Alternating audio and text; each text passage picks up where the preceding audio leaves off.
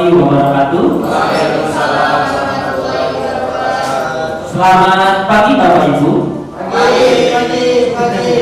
Baik Bapak Ibu. Hari ini walaupun saya mungkin membicarakan atau berbicara selamat pagi, tapi walaupun sekarang sudah sore, tapi kita harus semangat pagi, gitu ya. Baik Bapak Ibu semuanya, karena barusan azan asar, gitu ya, kita niatkan dalam diri terlebih dahulu bahwa kita tidak menanti-nanti atau mengulur-ulur waktu untuk sholat, tapi kita niatkan bahwa kita nanti ketika setelah selesai kegiatan kita langsung sholat. Mungkin seperti itu Bapak Ibu. Baik Bapak Ibu semuanya, terima kasih sudah hadir hari ini dalam kesempatan kegiatan desiminasi atau praktik baik atau aksi nyata kami sebagai calon guru penggerak. Nah, sebelumnya saya mau memperkenalkan diri Bapak Ibu. Kalau misalkan dari sebagian rekan saya mungkin ada yang sudah mengenal saya, tapi nggak akan mengurangi gitu ya, mengurangi perkenalan saya walaupun sudah terkenal selama 1 tahun, tapi saya perkenalkan nama saya adalah Dadang Abdul Rahman. Saya mengajar di SMA Negeri 1 Cianjur. Hari ini, kesempatan hari ini adalah saya akan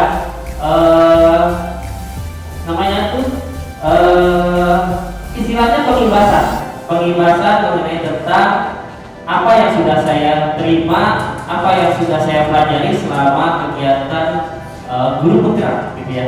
Apa itu guru penggerak? Yaitu ya guru yang selalu bergerak, gitu ya. Jadi nggak diam aja, gitu ya. Jadi kalau mengajar, kalau biasa di tengah berarti ke kiri atau ke kanan, gitu ya. Tapi tidak seperti itu ya. Jadi guru penggerak ini mungkin nanti Bapak Ibu akan belajar bagaimana mengenai tentang seperti apa sih implementasi dari guru-guru merdeka, gitu kan ya. Karena tujuannya dari guru-guru merdeka itu adalah nantinya di dalamnya terdapat guru-guru penggerak. Nah, harusnya sih guru-guru merdeka semuanya itu adalah seorang guru-guru penggerak semua, gitu ya.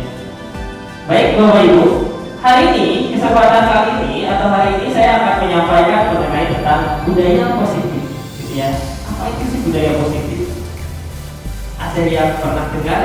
Pasti kalau positif pasti pernah dengar nih bapak biasanya, gitu ya. Kalau bapak biasanya udah aneh gitu ya dengan yang nama positif gitu ya. Nah betul ya, Pak Maman terutama. Ya baik. Nah budaya positif ini sih lebih cenderung kepada bagaimana kita selama di sekolah gitu kan ya membiasakan budaya yang namanya budaya itu berdasarkan kebiasaan gitu kan ya yang melekat dalam diri anak gitu ya, dalam diri seorang siswa ataupun siswi, sehingga mereka memiliki yang namanya budaya positif gitu ya. Kadang kala yang namanya anak-anak itu kan ketika apalagi kalau misalkan dari SMP migrasi ke SMA itu perubahan budaya itu luar biasa gitu ya. Mereka akan kaget dengan yang namanya lingkungan sekitar dan kebiasaan yang baik di sini mungkin mereka akan kaget ya. Nah baik, sebelumnya ini pengajar praktik saya, kemudian ini fasilitator saya. Alhamdulillah saya sudah mendapatkan seorang pasien dan seorang pengajar praktik perempuan semua. Posisi ya. Orang-orang itu ini adalah orang-orang luar biasa yang mengajarkan saya mengenai tentang ilmu-ilmu yang didapatkan mengenai tentang guru penggerak, gitu ya. Baik. Nah, sebelumnya Bapak Ibu pernah di sini ada sebuah pertanyaan, apakah hukuman dapat mendisiplinkan anak? Kira-kira? Tidak. Tidak. Kenapa? Ya, silakan Pak. Izinkan. Kalau saya, khususnya untuk zaman saat ini. Jadi, kenapa saya bilang hukuman atau mendisiplinkan anak? Jadi, pada dasarnya kalau saat ini untuk posisi saat ini, sesuatu hukuman itu menjadi suatu kebanggaan bagi anak.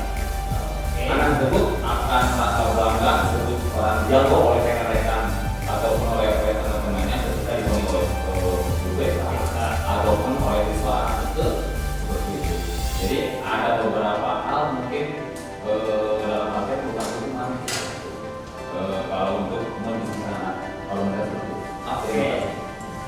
Baik, kembali kasih Pak Muhammad ya.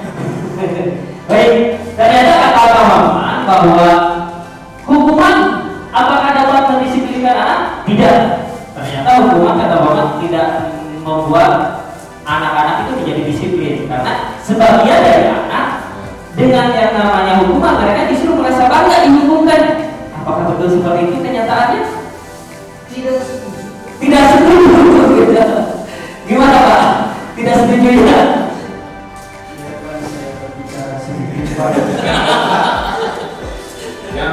Apakah hukuman dapat mendisiplinkan anak? Buat saya dapat. Yang salah orientasi kita menganggap hukuman itu hal-hal yang sifatnya negatif, hal-hal yang sifatnya kekerasan, hal-hal yang sifatnya cenderung lebih kepada pembalasan dan lain sebagainya yang setimpa dengan pelanggaran yang dilakukan. Hukuman itu kan hanya sebuah istilah. Teknisnya bisa berupa misalnya ketika ada anak kayak tadi dihukum dengan cara A, dia justru merasa bangga bahwa tapi ketika hukumannya teknisnya yang lain yang justru berkebalikan dengan karakternya, bisa saja itu mendisiplinkan anaknya. Makanya jangan dilihat hukuman itu sebagai bentuk punishment yang pada umumnya negatif seperti itu, tapi hukuman itu beragam. Ya, cara atau teknis itu bisa bermacam-macam, tapi itu semuanya sama, hukuman. Dan menurut saya itu dapat mendisiplinkan anak, tinggal menyesuaikan hukumannya seperti apa dengan karakteristik anaknya seperti itu. Oke. Jadi ada dua pendapat yang berbeda mengenai tentang hukuman. Yang satu setuju bahwa hukuman dapat mendisiplinkan anak, yang satu lagi tidak setuju dengan yang namanya hukuman bisa mendisiplinkan anak. Oke, nggak jadi masalah. Kita bedah nanti ya mengenai tentang hukuman. Apakah hukuman itu bisa mendisiplinkan anak atau tidak? Atau mungkin ada hal yang lain gitu ya, selain harus hukuman gitu ya. Oke, baik. Yang kedua, apakah perbedaan hukuman dengan hal yang positif seperti membaca atau membersihkan halaman sekolah dapat meningkatkan disiplin anak? Bisa.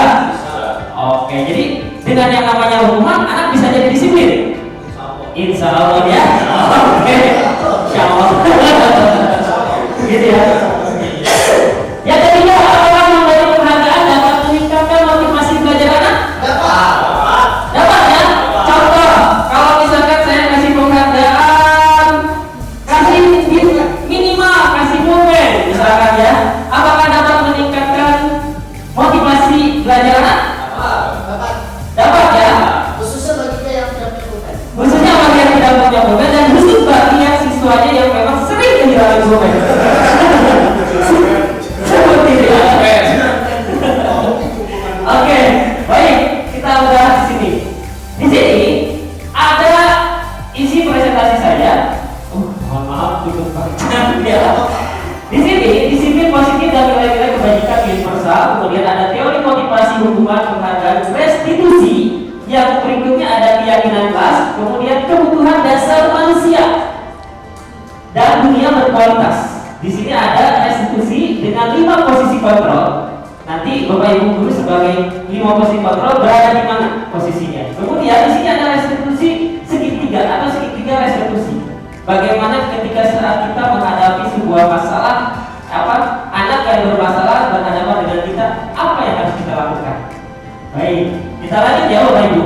Dengan pertanyaan pematik tadi, kita tentunya akan menjawab 3 pertanyaan yang tadi, gitu ya. Baik, di sini Bapak Ibu, simulasi kepala tangan. Ada A dan B. Coba Bapak Ibu bisa berhadapan-hadapan dengan siapa ya?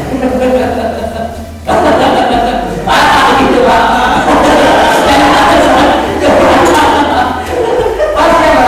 Oke, ada satu orang teman. Coba, oh ini harus ada kertas ya. Tapi nggak apa-apa, nggak usah kertas juga. Satu orang yang mengepas, satu orang yang membuka kepala. Oke, satu orang yang mengepal tangan, satu orang yang membuka kepala tangan, gitu kan ya. Coba Bapak Ibu, siapa yang jadi A, siapa yang jadi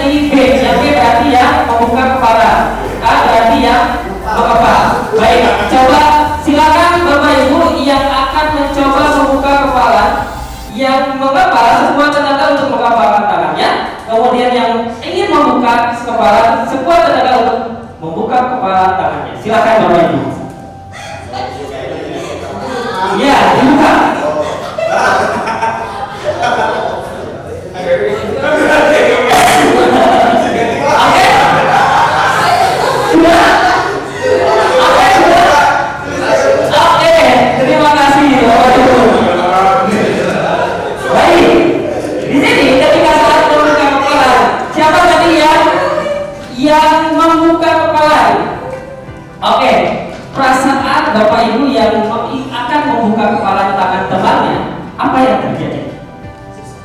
Susah. Susah. Butuh tenaga, gitu aja. Baik. Kemudian sekarang siapa yang menjadi tadi mengepalkan tangan? Siapa dari Bapak Ibu? Oke. Apa yang terjadi? Apa yang dirasakan? Dirasakan. Apa ya? Merasa dipaksa. Oke ya. Sakit juga kan? Sakit. Karena tadi dipaksa untuk dibuka kan ya. Nah, baik Bapak Ibu. Di sini ada yang namanya paradigma perubahan teori kontrol. Di sini ada ilusi guru mengontrol murid. Ilusi bahwa kritik dan membuat orang merasa bersalah dapat menguatkan karakter. Yang ketiga, ilusi bahwa semua perbuatan positif efektif dan bermanfaat. Yang keempat, ilusi bahwa orang dewasa memiliki hak untuk memaksa. Ketika Bapak Ibu mengajar, Bapak Ibu memaksakan diri untuk mengajar ke anak itu dipaksa. Ya. Menurut Bapak Ibu mungkin dalam diri kita bahwa ketika kita memaksakan mengajar ke anak-anak tersebut dengan cara dipaksa, mereka akan menerima apa yang kita kasih. Ternyata itu adalah sebuah ilusi. Gitu ya. Itu sebuah ilusi. Kenapa demikian? Karena salah satu pihak ada yang merasa dipaksa. Salah satu pihak ada yang ikut memaksa. Jadi hal itu terjadi ketika saat pembelajaran. Kalau ada yang merasa terpaksa ketika saat pembelajaran, itu adalah sebuah ilusi. Perubahan paradigma bahwa teori kontrolnya adalah ilusi. Contoh bahwa guru dapat mengontrol murid, gitu ya. Guru dapat mengontrol murid. Ternyata ketika saat bertemu dengan teori ini, saya dapat teori ini memang dari salah satu yang paling namanya, dan memang dari program CPP bahwa guru dapat mengontrol murid itu tidak benar, gitu ya. Karena murid punya sistem proteksi diri sendiri dalam arti ya rumah saya, gitu ya. Baik Bapak Ibu sampai sana ya. Jadi antara kepala tangan dengan yang membuka mungkin sekarang udah mulai terbayang siapa yang dipaksa, siapa yang memaksa. Ya. Tapi akan terjadi yang namanya rasa sakit ketika saat dipaksa.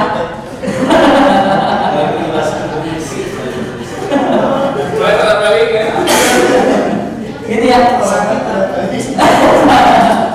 Oke, baik Bapak Ibu. Nah, kemudian selama kita menjadi guru, karena kita merasa seorang orang dewasa gitu ya, bahwa kita berhak gitu ya, kita berhak memiliki atau memaksa anak tersebut gitu ya. Dalam arti mungkin tidak juga gitu ya. Kenapa demikian? Karena yang namanya anak itu memiliki kodrat akalnya masing-masing gitu ya. Yang mana setiap anak memiliki kodrat bawahannya dari lahir gitu ya. Tidak bisa dipaksakan. Dalam hal seperti ketika kita mengajar nggak bisa ke A berarti ngajarnya A, ke B berarti ngajarnya A, tidak gitu. Nggak bisa seperti itu gitu ya. Baik, Bapak Ibu semakin mengulang kan ya. Baik, nah dari perubahan tersebut sesungguhnya siapa yang memiliki kontrol? Di sini stimulus responnya, kita mencoba mengubah orang agar berpandangan sama dengan kita. Nah, teori kontrolnya adalah kita berusaha memahami pandangan orang lain tentang dunia. Jadi kita harus ubah ya paradigmanya. Kemudian perilaku buruk dilihat sebagai suatu ini kesalahan. Baik, di sini semua perilaku memiliki tujuan. Kemudian kesalahan lain bisa mengontrol saya. Ternyata kita lupa paradigmanya bahwa hanya Anda yang bisa mengontrol diri Anda. Siswa pun sama. Siswa nggak bisa dikontrol oleh kita. Tapi ketika saat kita kontrol, mungkin mereka menurut. Tapi kan nggak tahu di belakangnya. Gitu kan seperti apa. Nah, hanya Anda yang bisa mengontrol diri Anda. Ya, siswa juga hanya bisa mengontrol diri orang tua pun ketika saat sebenarnya mereka memiliki tujuannya masing-masing gitu ya. Baik, kemudian yang selanjutnya saya bisa pemaksaan ada pada saat tunjukkan gagal. Nah, kalau misalkan biasanya kan kecil ya, ketika saat dibujuk atau ya permen gitu supaya nggak nangis, akhirnya kan teman ibu-ibu bahkan ya, kalau ibu-ibu ketika saat dibebenjok kan ya udah mau permen, anak nggak mau nangis, ya udah biasanya keluar tuh gitu ya, buat ramennya jiwa ramennya gitu ya. Nah seperti itu. Nah apa yang harus dilakukan? Itu kolaborasi dan konsensus menciptakan pilihan baru. Berarti kita menawarkan sebuah pilihan kan? Ya mungkin kalau ke anak kecil banget mungkin memang ada hal-hal yang memang dibedakan. Tapi kalau misalkan levelnya anak SMA mungkin kita bisa kasih atau beri pilihan-pilihan yang lain gitu kan ya. Yang intinya untuk merubah paradigma stimulus respon yang tadi awal tadi gitu ya, bahwa ilusi gitu kan ya, sebuah ilusi gitu ya. Baik, yang selanjutnya itu model berpikir menang atau kalah. Nah di sini kita harus berpikir bahwa model berpikir itu menang-menang, istilahnya apa? Win-win solution gitu ya. Jadi tentang saya dulu berarti saya harus menang gitu kan ya, harus benar bahwa guru itu gak pernah salah, kalau salah lihat lagi pasal 1 gitu kan ya. Kita merasa gak seperti itu juga gitu kan ya. Nah seperti itu Bapak Ibu. Jadi yang bisa mengontrol diri kita ya diri kita sendiri, bukan orang lain. Sama siswa pun yang bisa mengontrol dirinya ya diri mereka sendiri seperti itu. Baik, di sini disiplin positif dan nilai-nilai kebajikan universal. Nah makanya ketika saat kita berbicara mengenai tentang yang tadi disampaikan bahwa yang namanya siswa itu tidak bisa dipaksa, yang namanya siswa itu nggak bisa dikontrol oleh kita, gitu kan ya. Makanya perlu yang namanya disiplin positif dan nilai-nilai kebajikan universal. Apa itu? Baik, di sini secara harfiah mungkin Bapak Ibu bisa dilihat bahwa disiplin berasal dari kata disiplina yang artinya belajar. Makna asal kata ini berkonotasi dengan disiplin diri dari murid-murid. Disiplin diri membawa orang menggali potensinya menuju sebuah tujuan. Namun dalam budaya kita, maka makna kata disiplin telah berubah menjadi sesuatu yang dilakukan oleh seseorang pada orang lain untuk mendapatkan kepatuhan. Biasanya kan kalau di sekolah yang namanya disiplin, pihak disiplinan ya, menurut pokoknya perlu pakai sepatu. Kesusahan.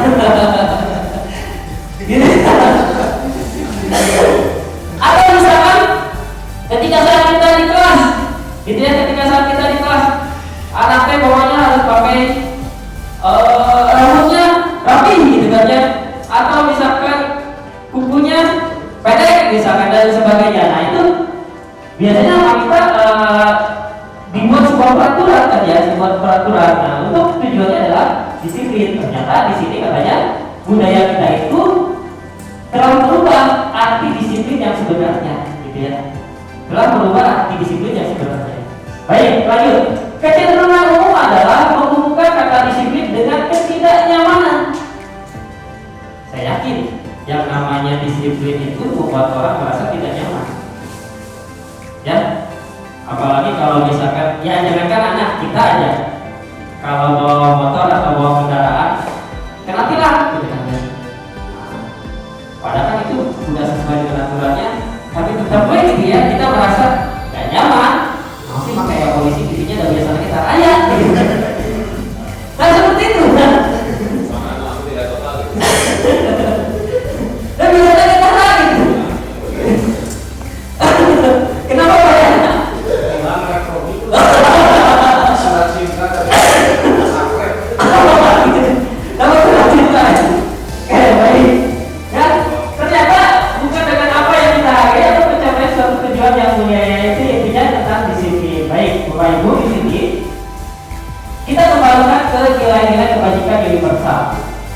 Baik, di sana ada beberapa dari konseptor dari nilai kebajikan. Namun di sini saya menggarisbawahi tentang kenapa muncul yang namanya nilai kebajikan. Di sini munculnya adalah beriman, mandiri, bernalar kritis, berpendidikan global, bergotong royong dan kreatif. Mungkin Bapak Ibu sering dengar ini. Sudah kreatif gitu ya. Kalau terutama di SMA Negeri 1 Cianjur ya, program belajar Pancasila gitu kan ya. Kenapa digaungkan ini? Karena memang ini akan menjadi ciri khas dari seorang pelajar kita di Indonesia ke depannya. Karena balik lagi ke filosofi Ki Hajar Dewantara. Ya, Ingarso Sungtolado Ingmanjo Mangun Kedua Anda ya, Anda ya Pak Yani bisa Kedua Anda ya bisa.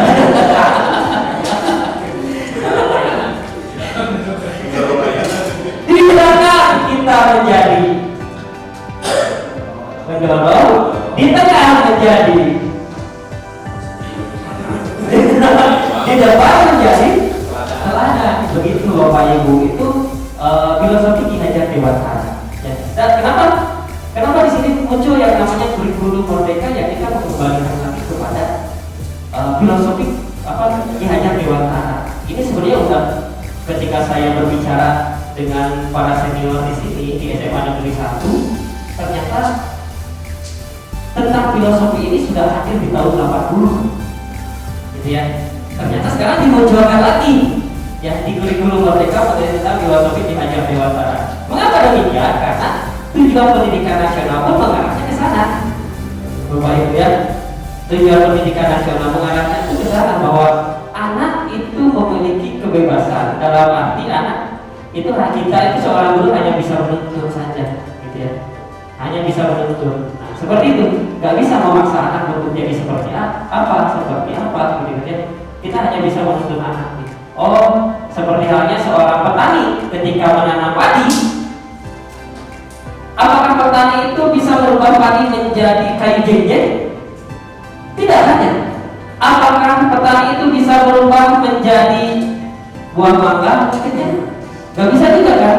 Tapi seorang petani hanya bisa menyirami, hanya bisa memupuk, hanya bisa merawat dari padi tersebut sehingga menjadi sebuah padi ya, yang berisi dan bermanfaat nanti kan kepada seperti itu. Nah, sudah dulu ya Bapak Ibu mungkin sudah pada mengenal yang namanya tugas guru seperti apa ya, seperti itu. Kita nggak bisa memaksa, tapi kita hanya bisa merawatnya, gitu kan, yang menuntunnya, gitu kan. Kalau perlu disiram, kalau perlu dipupuk, ya kita pupuk sehingga menjadi sebuah padi. Jangan lupa dipanen. Oh iya, betul. Dipanennya mungkin oleh anak-anak itu sebenarnya. Pasti nggak bisa panen sendiri. Betul. Betul Pak. Kalau padi betul, memang nggak bisa dipanen sendiri gitu. Jangankan padi Pak, nggak bisa dipanen sendiri Pak. Diri kita juga nggak bisa dipanen oleh diri sendiri Pak ya. Jadi betul. Tapi kita bisa merasakan hasil panennya gitu. Baik Bapak Ibu, kita lanjutkan. Nah, di sini muncul yang namanya teori motivasi. Nah, teori motivasi apa? Tentang hukuman, penghargaan, satu lagi adalah restitusi. Apa itu ya? Kalau pro saya tahu atau lain.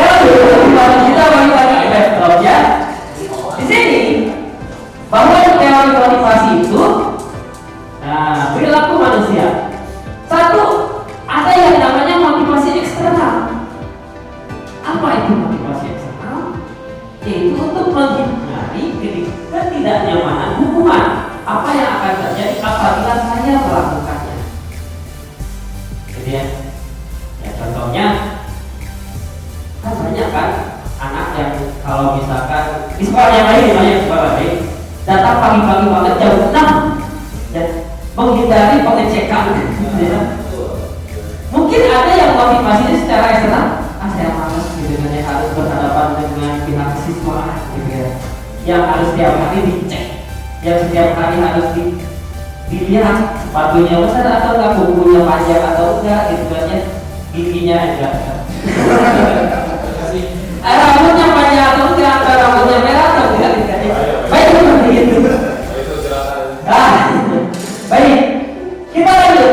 Di sini itu adalah motivasi eksternal, yang mana motivasi itu muncul karena ada sesuatu, gitu ya. Yaitu apa yang akan terjadi. Jadi ada sebab akibat.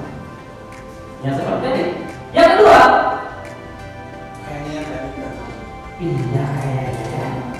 Baik. Ini udah ada yang lain. Masih sama ini.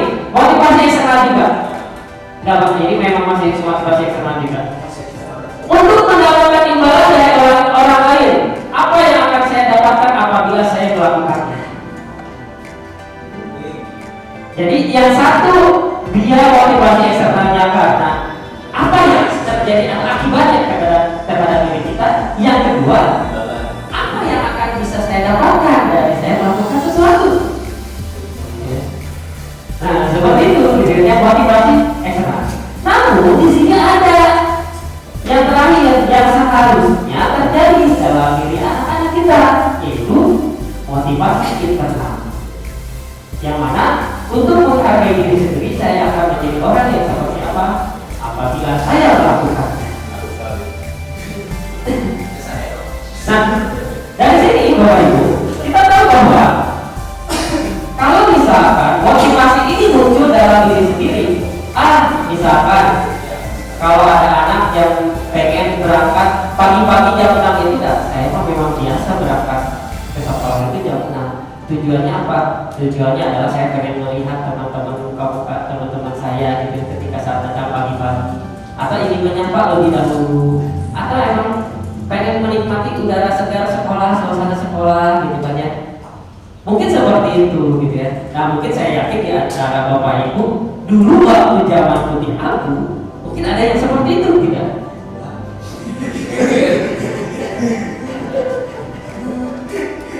Saya datang ke sekolah, saya pengen menyapa guru lebih dahulu lah. Kemudian pengen bareng jalan di kelas.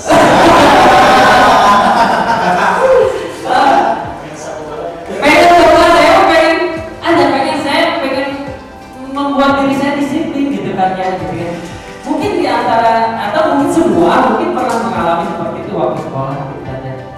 Nah tapi ternyata kan kita tidak tahu motivasi setiap murid itu seperti apa. Apakah motivasinya muncul dari eksternal, apakah motivasi itu muncul dari dirinya sendiri.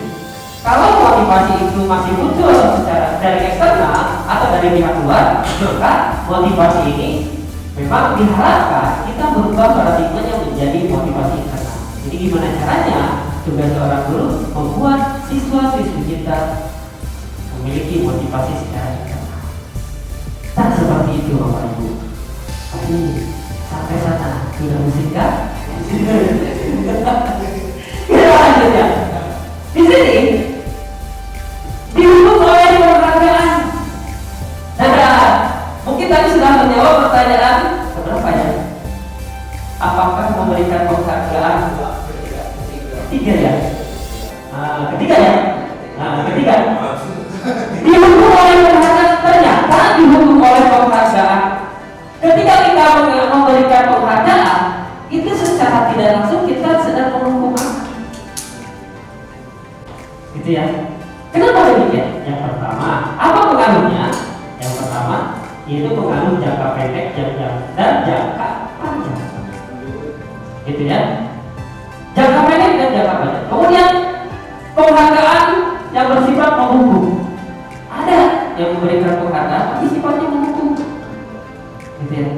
Kemudian penghargaan mengurangi ketepatan. Ya karena motivasinya secara eksternal. Ya, kalau motivasi dari anaknya adalah secara eksternal, Pak Maman ada kuis, ternyata kuisnya hadiahnya iPhone Pro Max gitu kan. Yang bisa menjawab ini gitu kan.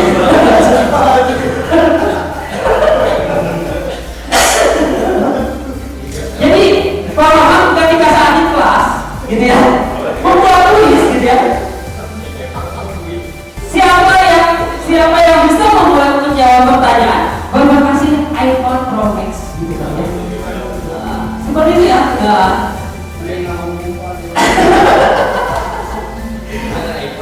pertanyaannya, apakah semua anak akan mengajukan tangan ketika saya ingin menjawab? Pasti ya.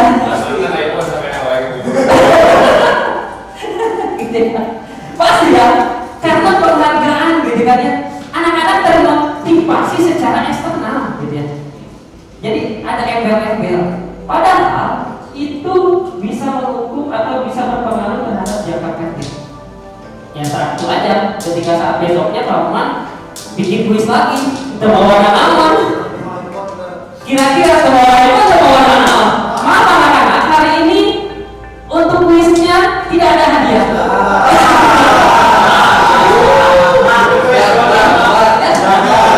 Karena Bapak membeli ekor promek kemarin, saya harus membeli apa? Menjual rumah.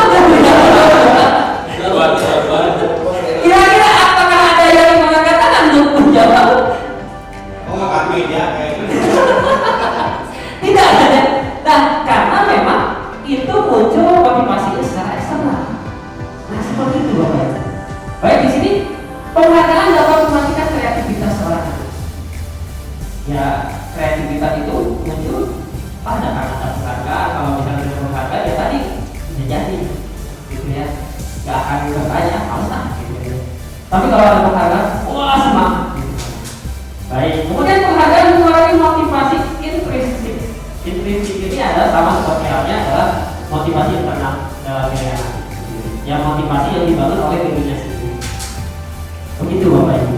Jadi sampai sini bahwa yang namanya penghargaan bisa dapat berupa atau bisa menjadi sebuah hubungan. Begitu Bapak Ibu. Mungkin ada yang tidak sependapat dan tidak setuju dengan pendapat ini. Bukan pendapat sih. Yang gimana Pak? Kalau nilai itu bisa disebut sebagai penghargaan. Kalau nilai kan itu sebab akibat. Karena dia memang sudah termotivasi, karena dia memang sudah berusaha secara diri sendiri untuk mendapatkan nilai itu. Gitu ya. Jadi kalau misalkan dikatakan nilai apakah sebuah penghargaan? Bukan. Kalau nilai memang haknya anak mereka menerima nilai itu. Karena kita memberikan tidak sesuai dengan. Nah itu dia, mungkin di prosesnya yang harus kita perbaiki. Begitu. Jadi kadang-kadang karunia udah diberi nilai satu Kalau dikasih sesuai dengan misalkan betul, tapi tebakan akhirnya sama kita di naikkan gitu kan. Yang setelah ini mah dinaikkan enggak gitu kan ya. Ya, tapi secara tidak langsung menurut Bapak Ibu masih penting kalau misalkan kita bertemu dengan anak yang memang kedepannya akan berubah. Bagaimana kalau misalkan ketika bertemu dengan anak tersebut bertemu lagi dengan dikasih nilai tersebut ternyata makin parah. yang menimbulkan motivasi utama. Ya seperti itu Pak. Mungkin karena Pak Ardi ini luar biasa gitu kan ya. Kayaknya cocok menjadi seorang guru moderasi. Oh betul ya. Oke. Tadi sebenarnya ramalan. Baik. Selanjutnya. Nah, terus bagaimana cara kita untuk mengatasi hal tersebut? Di sini ada yang namanya restitusi. Ingat Bapak Ibu, ini kalimatnya. Kalimatnya restitusi ya. Harus ingat baik-baik. Restitusi. Tapi proses.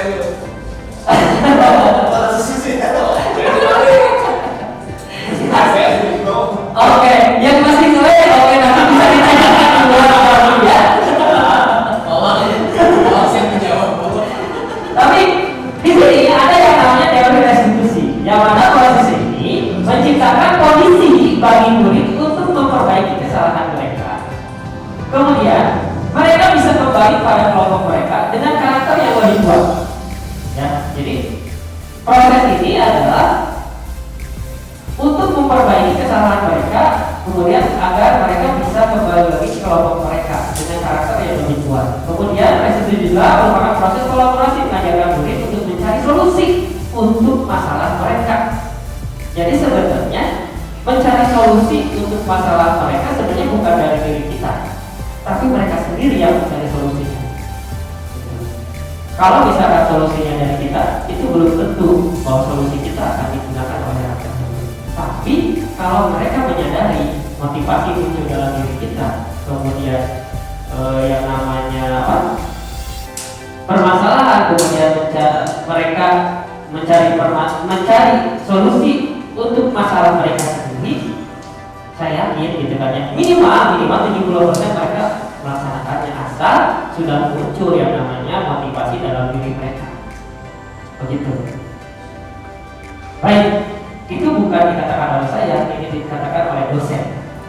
Bukan bisa ya, mohon maaf, bukan berarti menteri dan pokoknya gitu ya.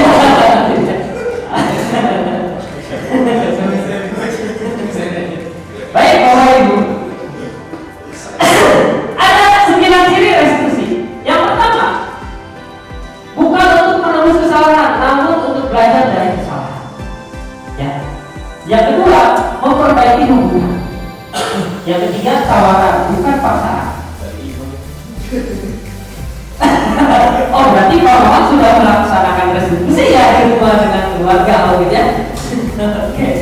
Yang keempat, restitusi menuntut untuk melihat ke dalam diri. Yang kelima, restitusi mencari kebutuhan dasar yang mendasari tindakan. Kemudian restitusi diri adalah cara yang paling baik. Yang ketujuh, restitusi fokus pada karakter bukan tindakan. Yang kedelapan, restitusi ini fokus pada solusi. Ya, fokus pada solusi. Yang kesembilan, mengembalikan murid yang berbuat salah pada kelompok.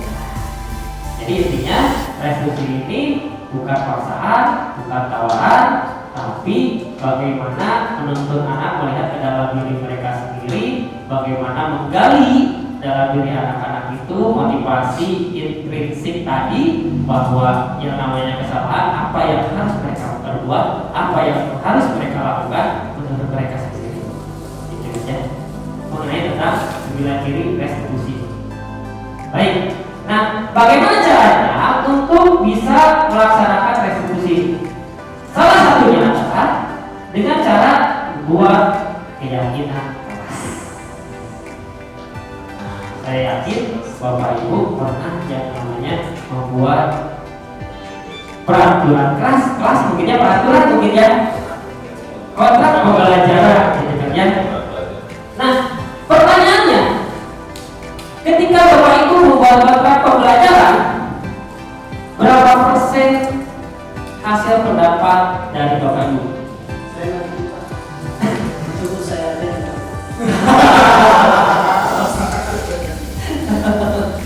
Berarti Bapak katakan dong. Nah, jadi kira-kira ada lagi Bapak Ibu, apakah sudah mulai pernah biasanya di awal kegiatan pembelajarannya? Nah, apakah pernah membuat kesepakatan kelas? Pernah. Berapa persen kesepakatan itu muncul dari diri kita seorang guru? 50%. Oke. Dari yang lain? 50-50. Oke. Pak ya?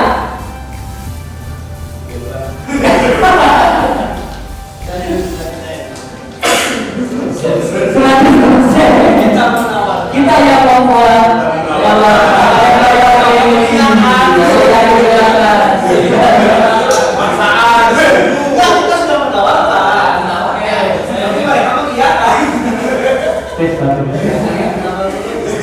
baik, Bapak Ibu, di sini mengapa tidak ada peraturan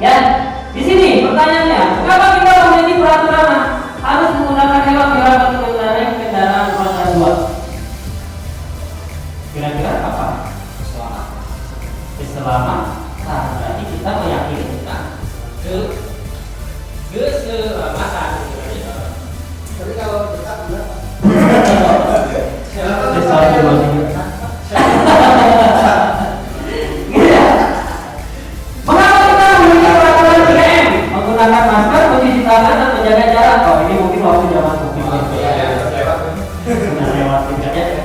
Seperti itu ya. Ketika saat wabah mungkin melanda, ya berarti intinya untuk apa? Ya, keselamatan. Oke, keselamatan ya. Oh, langsung ngomong luar biasa. Oh, karena barusan sudah bersentuhan ya. Baik. Ya, di sini untuk mendukung motivasi intrinsik, kembali lagi ke nilai-nilai keyakinan. Lebih menggerakkan seseorang dibandingkan mengikuti serangkaian peraturan. Ya tadi bahwa kebanyakan kita membuat peraturan yang dibuat memang oleh segala pihak. Padahal, gitu ya. Padahal ketika saat membuat peraturan, seharusnya bukan membuat peraturan, tapi membuat keyakinan. Kenapa? Ketika kita membuat keyakinan, keyakinan ini dibuatnya apa oleh kita? Tidak. Tapi keyakinan dibuat itu oleh bersama-sama dengan siswa, gitu ya, bersama-sama dengan siswa. Bahkan seharusnya muncul keyakinan itu dari siswa, semuanya. Kita mungkin kalau diibaratkan mah kayak pertanyaan pematikan gitu ya, memotivasi anak untuk mengeluarkan pendapat mereka. Jadi harus muncul dari anak-anak. Contoh, kalau misalkan di kelas, kalau misalkan Bapak Ibu menjadi seorang siswa, kalau saya misalkan menjadi seorang guru, baik anak-anak semuanya, untuk membuat keyakinan kelas atau kesepakatan kelas, kira-kiranya apa yang perlu atau apa yang harus ada di kelas ini? Contohnya, kesialan kan? Gitu ya. Nah, mungkin dari anak-anak muncul, ya Pak, berarti kita tidak boleh kesiangan. Seperti itu, muncul dari anak-anak, bukan dari kita. Kita mungkin hanya memotivasi anak untuk menguatkan motivasi intrinsik yang dimiliki oleh anak. Jadi muncul dari mereka, gitu kan ya. Kemudian, apalagi? Tentang yang mencontek gitu kan ya. Nah, dari situ, dari keyakinan ini gitu ya, dari keyakinan kelas, ketika saat keyakinan kelas dibuat, tentunya keyakinan kelas dibuat ini harus ada satu hal lagi teori yang mungkin belum saya masukkan di sini, bahwa ketika kita membuat sebuah keyakinan kelas yang dibuat muncul dari anak, setiap kalimatnya harus bermakna positif. Contoh, tidak boleh kesiangan. Berarti datang tepat waktu. Karena setiap makna yang memiliki kalimat negatif bisa saja jadi hal negatif, gitu ya. Makanya kita berusaha untuk membuat semuanya menjadi positif. Berarti keyakinannya adalah datang tepat waktu. Seperti itu. Contohnya. Nah, baik Bapak Ibu, di sini dari pendalaman keyakinan ini ada yang namanya tabel B dan ada yang namanya tabel Y. Maka akan muncul pada diri anak ketika memiliki keyakinan. Mereka meyakini yang sudah mereka buat, gitu kan ya, keyakinan yang mereka sudah buat. Apa? Mereka akan ketika saat di sini ada salah. Kami meyakini bahwa sangat penting untuk menghormati semua orang dan barang milik orang lain. Jadi akan muncul di sana, ya. Ketika saat di sini di tabelnya ini terdengar, ketika saat kita mendengarkan anak-anak akan berbicara, kami meyakini bahwa sangat penting untuk menghormati semua orang dan barang milik orang lain, gitu ya. Yang keduanya berperilaku, jadi akan dilihat perilakunya sama kita. Kami meyakini bahwa sangat penting untuk mengerjakan segala pekerjaan untuk mengikuti kegiatan yang telah ditugaskan. Kemudian di sini terlihatnya itu diterima bahwa sangat penting untuk merasa diterima pada suatu kelompok, saling peduli satu dengan yang lain. Jadi anak itu akan kita lihat diterima dengan kelompok siapapun. Kadang-kadang di kelas kan berbeda-beda kelompok kan ya, biasanya geng-gengan gitu kan ya. Tapi ketika saat mereka sudah membuat keyakinan kelas, mereka cantumkan di sana, tidak ada yang namanya kelompok-kelompokan, tidak ada yang namanya basis-basisan. Oh ini mah basis A, ini mah basis B, enggak. Tapi ketika saat mereka sudah membuat keyakinan kelas, mereka akan meyakini bahwa hal itu tidak baik untuk diri mereka. Tidak betul dalam motivasi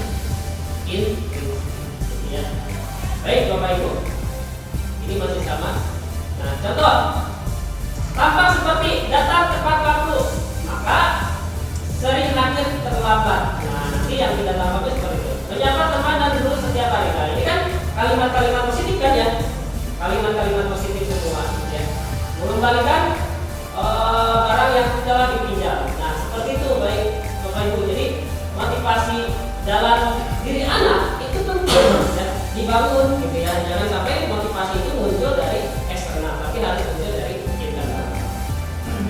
Nah sehingga ketika saat kita berbicara mengenai keyakinan kelas, tentunya keyakinan kelas itu kan dibuat menjadi sebuah peraturan kelas. Nah dari peraturan kelas itu bertingkat menjadi sebuah keyakinan kelas. Yang tadinya peraturan kan biasanya oleh sebelah pihak, atau misalkan setengah-setengah tadi kata Pak Rismanda gitu kan ya, ada yang dari guru, ada yang dari anak. Ketika saat melihat ini bahwa kita rubah paradigmanya, bukan peraturan kelas tapi keyakinan kelas.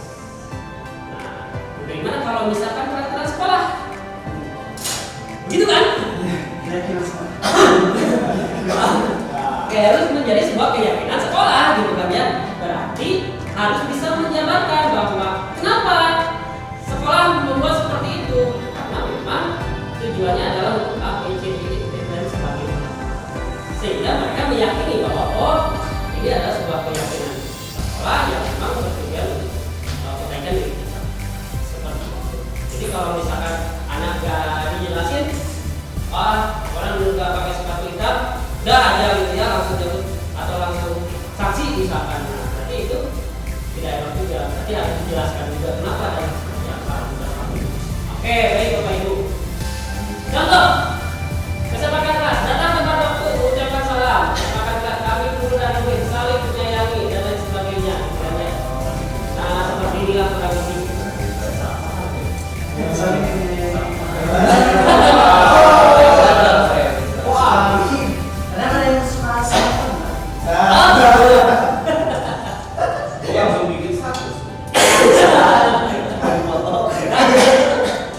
Kami murid yang bersemangat belajar, gitu kan ya. Kami murid yang peduli dengan teman-teman, gitu ya. Nah ini berupa kesepakatan atau keyakinan kelas yang memang muncul dari anak, dan anak akan menjalani keyakinan yang mereka udah buat, gitu ya. Jadi buat TK apa?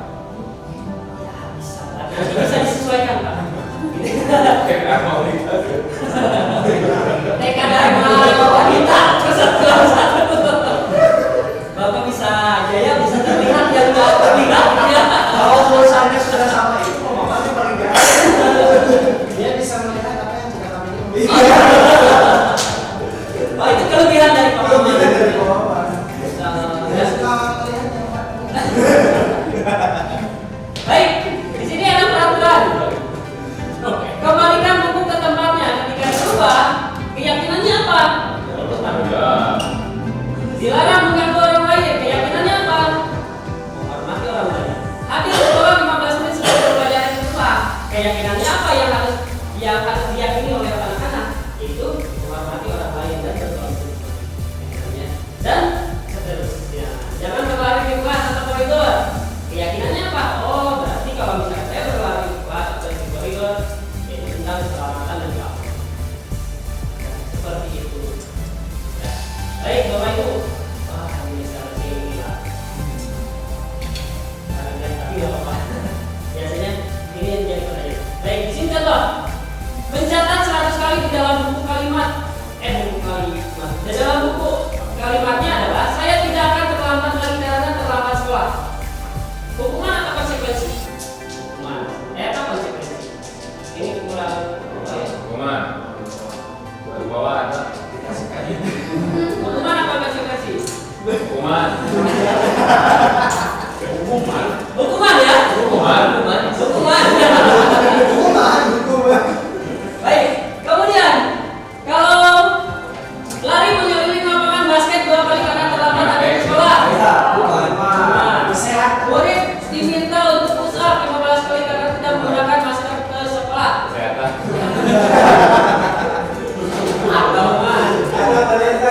Menggantikan kertas tugas teman yang telah dicoret-coret.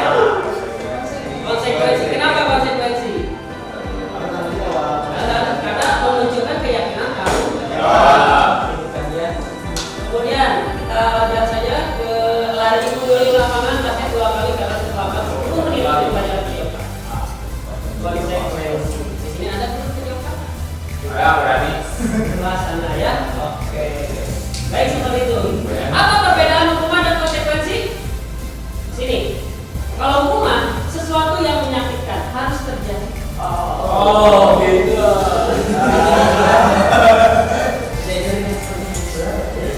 Kenapa? Tapi kalau konsekuensi sesuatu yang harus terjadi. Karena sudah disepakati ya, secara bersama-sama. Kemudian membuat anak sakit hati untuk jangka waktu yang lama, gitu kan ya. Kalau konsekuensi membuat anak merasa tidak nyaman dalam jangka waktu pendek.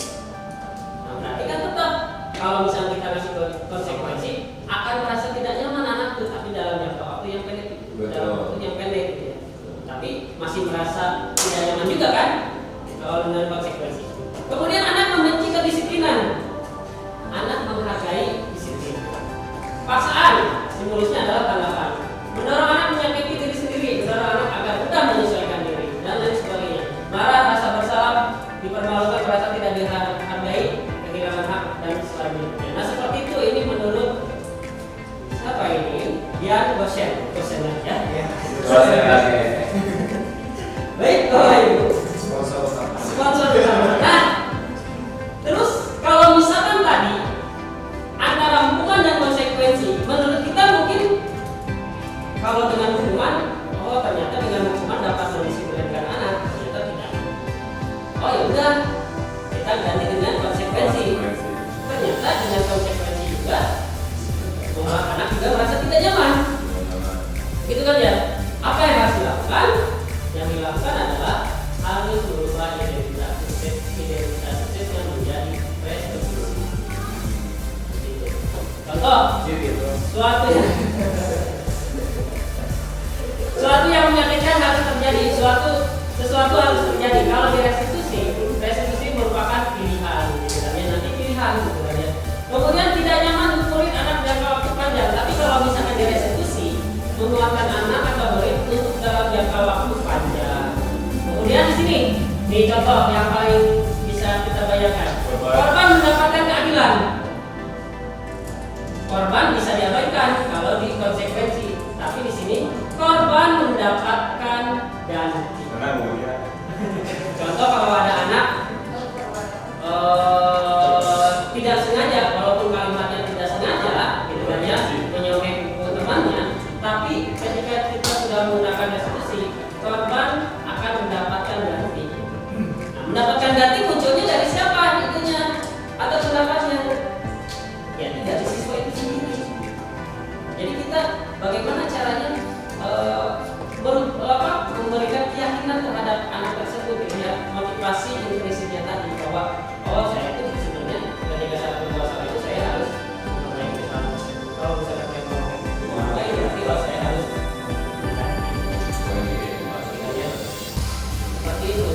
Nah di sini ada yang namanya kebutuhan dasar manusia. Ini mungkin Bapak Ibu dulu kenal dengan yang namanya kebutuhan dasar manusia ya. Ada biologi. Ada 5 kebutuhan dasar manusia. Yang pertama bertahan. Kemudian yang kedua kasih sayang dan rasa diterima orang. Yang keempat, yang ketiga adalah penguasaan. Yang keempat yaitu kebebasan. Yang kelima adalah kasih. Nah, kalau misalkan saya nggak menunjukkan kasusnya, jadi begini. Kalau misalkan ada seorang anak, gitu ya, ada seorang anak sama pamangan misalnya. Kalau disuruh sama paman, anak ini nurut.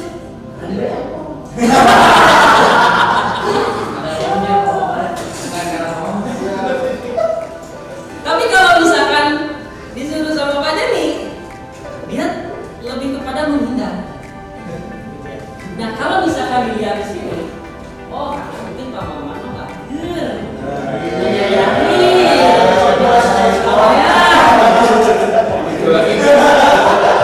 jadi muncul dalam diri anak itu yang terpenuhnya apa?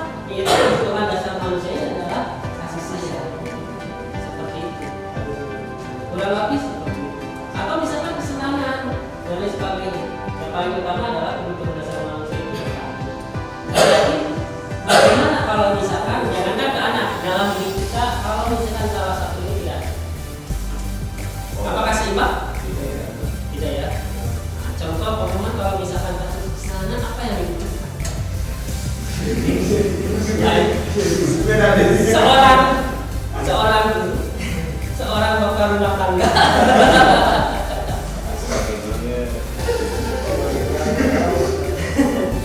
Mau sebagai apa? Kesenangan kira-kira yang dibutuhkan oleh Paman agar bisa hidup ini itu seimbang.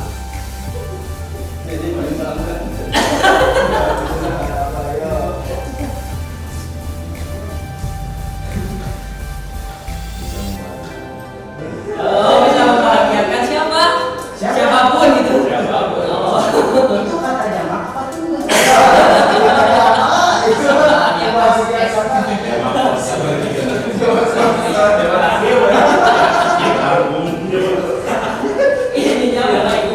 Intinya setiap manusia itu memiliki kebutuhan dasar manusia, itu ada 5. Nah ini harus ada semuanya. Contohnya, saya stres kalau misalkan saya nggak olahraga gitu ya. Nah, itu ya seperti itu ya. Nah misalkan seperti itu. Baik Bapak Ibu, kita lanjut. Nah ini yang paling menarik.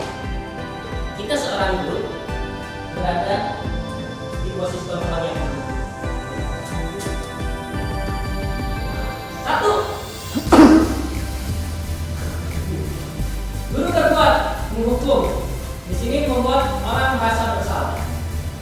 Kemudian identitasnya adalah membuat alasan-alasan untuk mengkritik muridnya atau menghitung dan lain sebagainya, mengajukan di sini guru berbuat apa kalau misalkan kita sebagai penghukum ya, kalau misalkan kita sebagai penghukum menghardik, menunjuk-nunjuk, menyakiti, menyindir gitu kan ya. Maksud kalian jalur nama.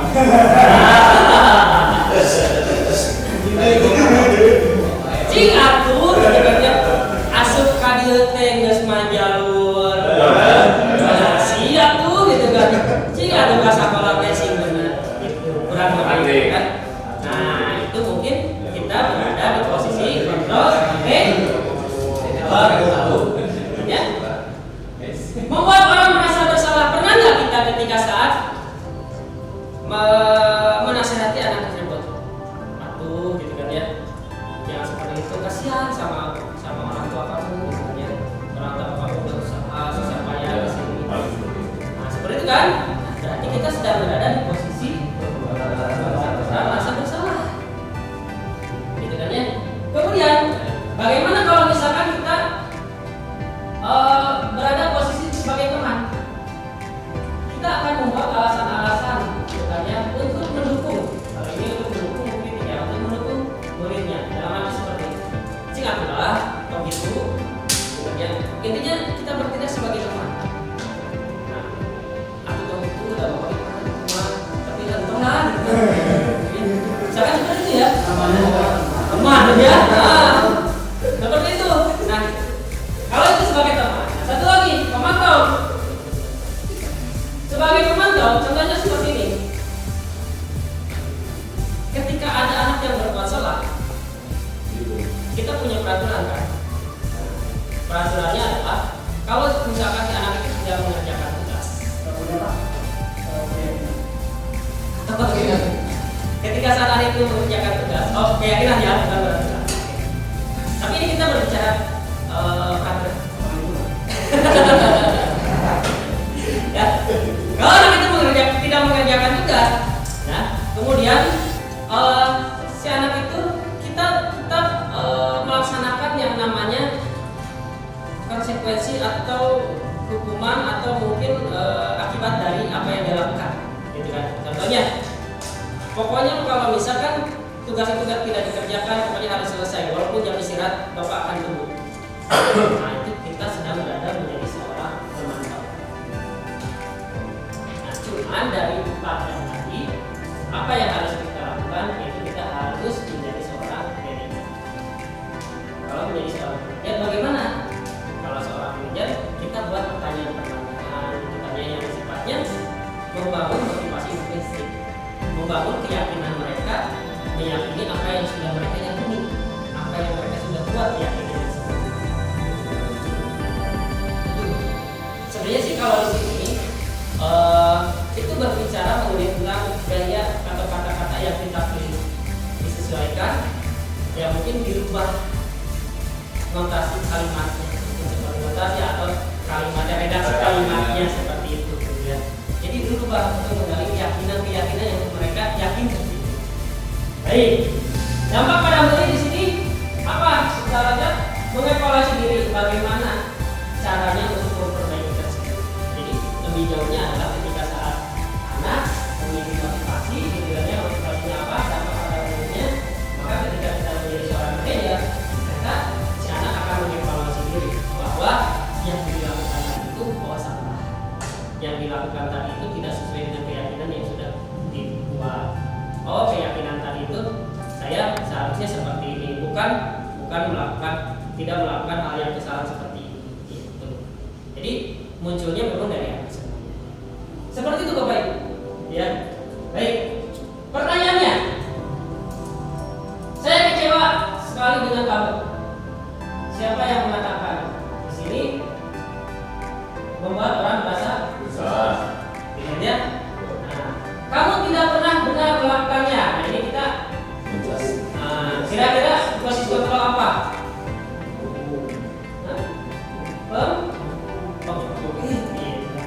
Ya, luar biasa. Ayo lakukan demi Bapak Ibu. Misalkan, tolonglah kerjakan itu ya. Kita sama-sama gitu kan ya.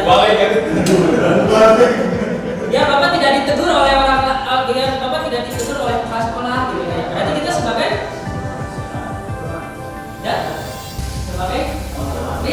luar biasa ya. Baik.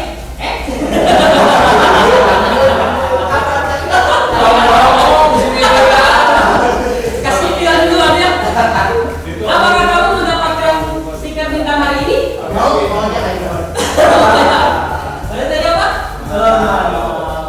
Ya.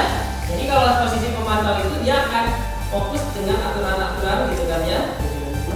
Kemudian bagaimana kamu bisa menyelesaikan masalah ini? Sebagai apa? Oke? Luar biasa panjangnya ya. Kamu selalu paling terakhir. Kita sebagai apa? Oke, luar biasa. Kasih tepuk tangan buat diri sendiri. Baik Bapak Ibu. Saya lagi ya. Di sini paragraf memantau konsekuensi dia nilai-nilai manajer memperbaikinya. Kalau misalkan tadi hadiah itu adalah sebagai pendukung, maka kita ganti menjadi nilai-nilai positif atau budaya positif. Kemudian kita harus menjadi seorang positif gitu. Ya, nah bagaimana cara kita melakukan yang namanya segitiga eksekusi untuk membuat memunculkan motivasi intrinsik yang mana tadi si anak meyakini keyakinan yang telah ditetapkan. Nah, baik, di sini segitiga eksekusi adalah proses menciptakan kondisi bagi diri untuk memperbaiki kesalahan sehingga karakter mereka lebih kuat ketika kembali pada kelompoknya. Dari segitiga ini, saya yakin Bapak Ibu sudah pernah melaksanakannya, gitu ya. Apakah secara keseluruhan atau hanya salah satu dari ketiga ini? Nah, di sini yang pertama menstabilkan identitas. Menstabilkan identitas kayak gimana? Contoh.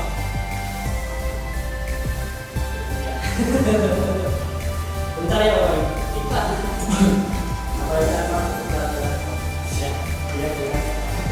Gimana dulu? Ya Bapak Ibu. Jadi seperti ini. Contohnya. Contoh anak ketika saat menyontek atau bukan menyontek ya. Ya menyontek lah gitu ya. Apa yang kita lakukan? Nah, memang apa yang kamu lakukan istilahnya di umuran sekarang mungkin salah satu ya biasa lah, bukan biasa gitu kan ya, tapi intinya membuat anak itu merasa meyakinkan gitu.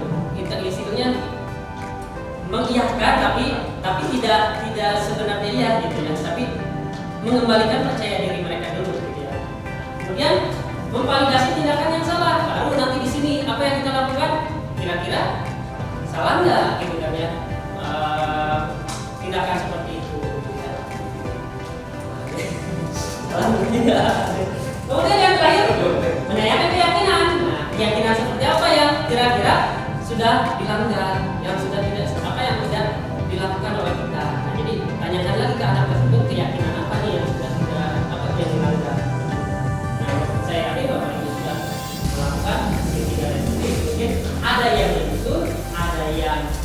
dibalik gitu ya, tergantung dari situasi dan kondisi. Tapi intinya dari segi nilai seperti ini tujuannya adalah untuk budaya. Baik Bapak Ibu, nah ini menstabilkan identitas, ya. Kemudian memvalidasi tindakan berdasarkan prinsip-prinsip perilaku, ya. Kemudian menanyakan keyakinan. Di sini, contoh, kamu tentu punya alasan mengapa melakukan itu. Contoh dari pertanyaan-pertanyaan ini. Adakah cara yang lebih efektif untuk mendapatkan apa yang kamu butuhkan? Jadi menstabilkan identitas. Setiap orang pasti pernah melakukan kesalahan. Jadi ditanya, pastilah setiap orang pernah melakukan kesalahan seperti itu. Dari sini, kamu ingin menjadi apa atau seperti apa? Atau nilai-nilai apa yang telah kita sepakati sebelumnya? Gitu ya. Jadi tanyakan ke anak-anak. Ya kalau misalkan udah menjadi keyakinan di kelas nih, oh anak kesiapan. Berarti yang kita tanya di bagian menanyakan keyakinan, kira-kira keyakinan apa nih yang kamu langgar? Gitu kan ya. Oh Pak, tadi apa? Datang tepat waktu. Begitu seperti itu. Nah, contohnya seperti itu.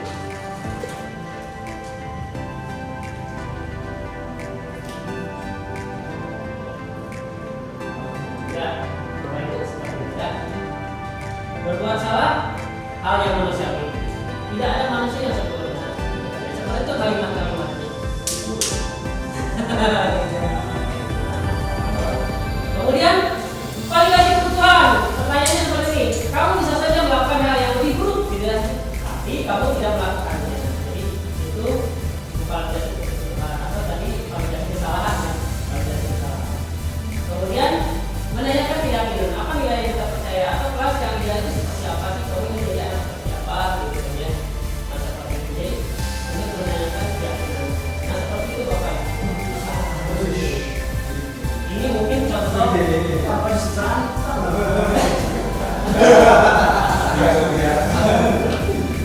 mohon maaf mungkin kalau misalkan memang tidak belum sesuai, tapi mungkin saya mencoba berusaha untuk melaksanakan yang lebih ini Bapak Ibu sudah mengenal Ustaz ini Ustaz Agung ya.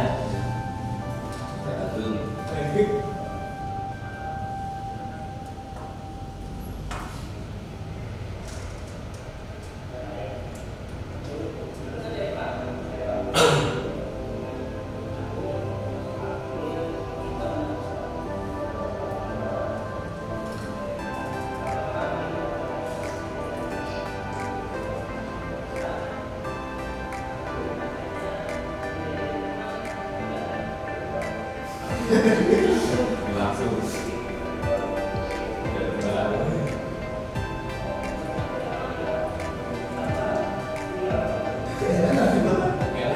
cocok ya.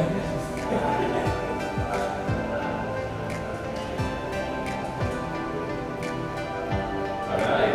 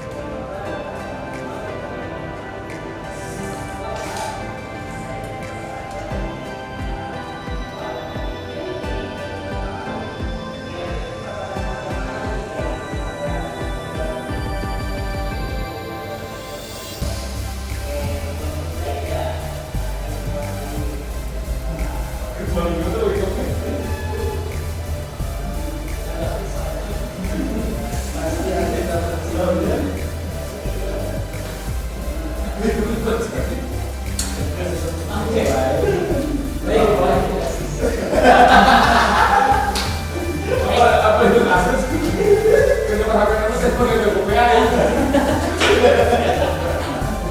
Baik Bapak Ibu, itu kurang lebih contoh melaksanakan segitiga restitusi. Jadi satu, menstabilkan, kedua, validasi, yang ketiga,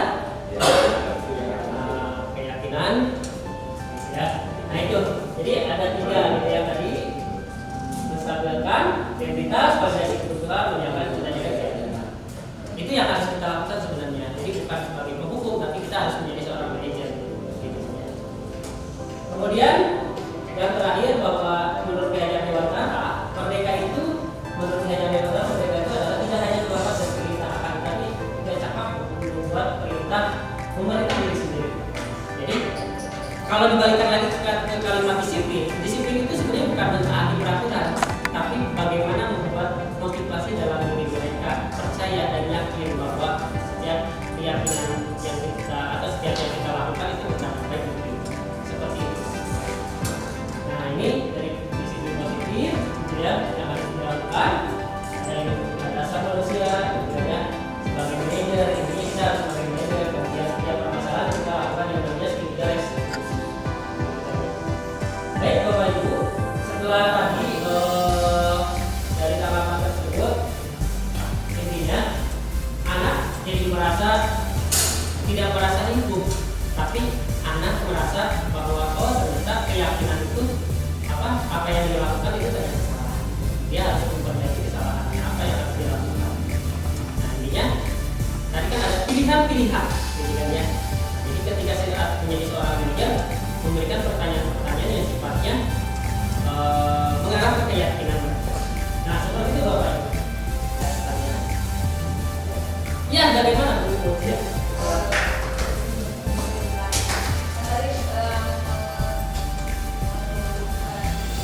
Motivasi intrinsik yang menemukan kesalahan.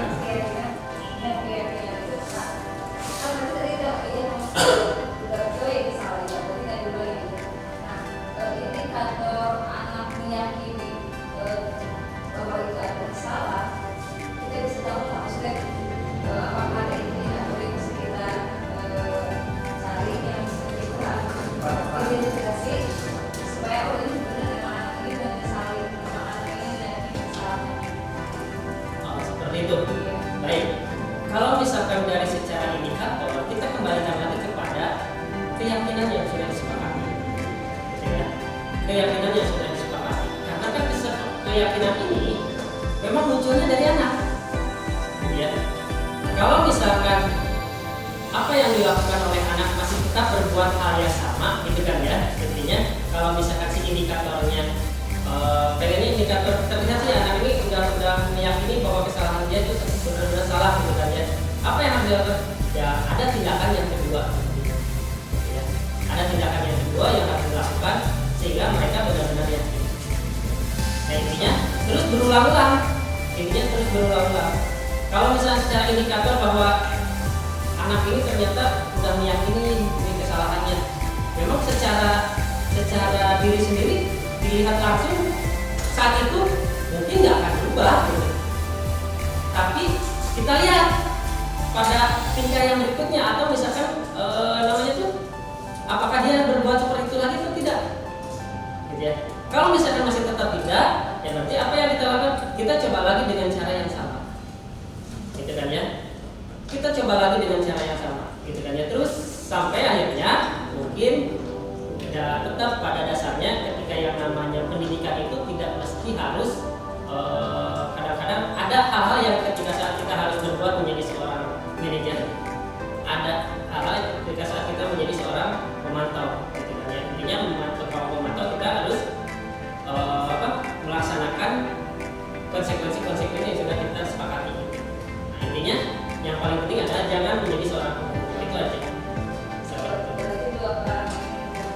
Tetap dilakukan karena memang kalau menjadi seorang pemantau itu akan menerapkan setiap konsekuensi yang dibuat. Jadi istilahnya tetap kalau misalkan ya udah buka sepatu ya konsekuensinya gitu ya, pokoknya nanti diambil lagi siang kan seperti itu terus ya anak tuh, oh berarti harus ada tindakan yang lebih istilahnya. Kita bisa bekerja sama dengan pihak yang lain, tidak hanya oleh diri kita. Gitu. Minimal kita sudah meyakini, membuat gimana caranya membuat anak itu yakin untuk bahwa mereka meyakini keyakinan kelas. Karena ini notabene kelas gitu. Jadi notabene kelas. Misalkan mungkin sekolah, ya kita harus sepakat semuanya bareng-bareng gitu. Tapi dari kelas itu bakal timbul yang namanya budaya positif sekolah. Gitu. Ada lagi? Berarti keyakinan kelas itu sebuah kondisi yang tidak bisa kita terjadi dalam waktu yang singkat. Betul. Akan ada proses, akan ada waktu yang itu juga sebenarnya waktunya tidak bisa diukur. Karena tadi ada setiap orang memiliki 5 kebutuhan dasar dan setiap orang memiliki parameter ukuran dan indikator sendiri. Contoh misalnya kayak penggunaan sepatu. Ada banyak anak yang kenapa saya tanya, oh sepatunya nggak bertali? Bukannya itu dilarang ya sama sekolah? Tidak Pak, aku mas senangnya kayak gitu. Nah di satu sisi kita kan tadi disepakati bahwa anak memiliki kondisi alaminya sendiri. Anak juga punya kebutuhan dasar sendiri, di antaranya katakanlah kesenangan. Ketika dia senang menggunakan sepatu yang seperti itu, tapi kan Pak jadi gitu, cuman nggak bertali aja dah saya mas senangnya yang seperti ini. Nah, ketika misalnya dilepas, kemudian nanti ini lagi lepas, ambil lagi. Kalau misalnya itu terus berlangsung terus menerus, ya, maka bagaimana caranya agar kita tidak jatuh kepada posisi penghukum? Karena ketika misalnya ada beberapa cara atau alternatif yang kita buat, misalnya supaya tidak masuk terjerat kita ke sana gitu ya, ke posisi penghukum, ambil ini, ambil ini, ambil ini. Ada kadang satu posisi anak itu karena dia bertahan dengan saya senang seperti ini. Apakah misalnya ketika kita stuck dengan kondisi seperti itu bisa diperbolehkan jatuh ke posisi penghukum? Ada kalanya mungkin oh ini mah berarti harus dikasih ketegasan, mungkin caranya seperti itu. Oke, baik. Terima kasih Pak Billy, cukup panjang pertanyaan sih. Suka sih.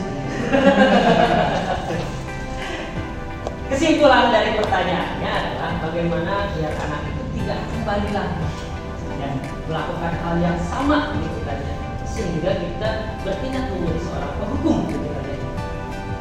Karena dengan keyakinan dia anak tersebut, sehingga si anak tersebut terus-terusan gak apa-apa lah yang dihukum juga, dan saya senang dihukum karena bukan saya senang dihukumnya, tapi senang menggunakan sepatu. Yes, gimana caranya? Satu, tetap kita seorang guru. Tadi apa yang saya katakan bahwa yang namanya keyakinan kelas itu bisa berdampak menjadi sebuah keyakinan sekolah.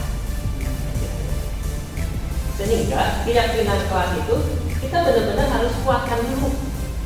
Ya, kuatkan dulu.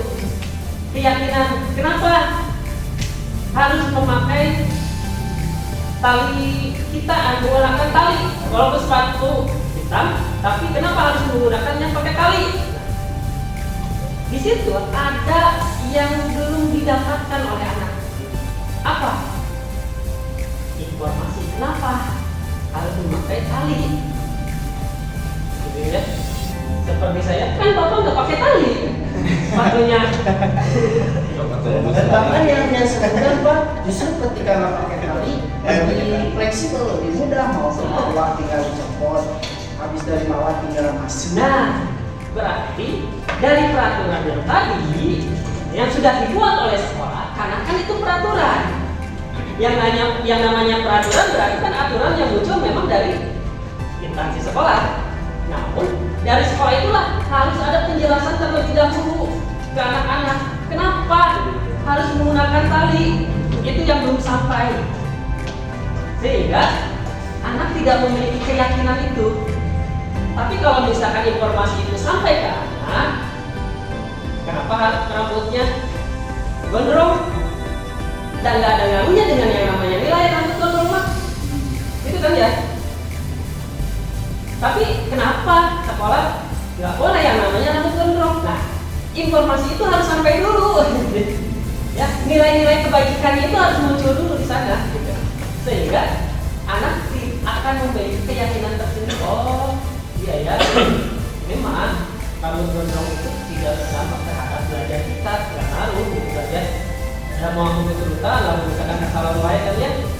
Tapi kan harus tahu dulu gitu ya, si anak itu keyakinan dari kenapa rambutnya harus pendek, kenapa harus menggunakan sepatu bertali hitam gitu kan ya, bertali hitam, sepatu hitam bertali ya, sepatu hitam bertali.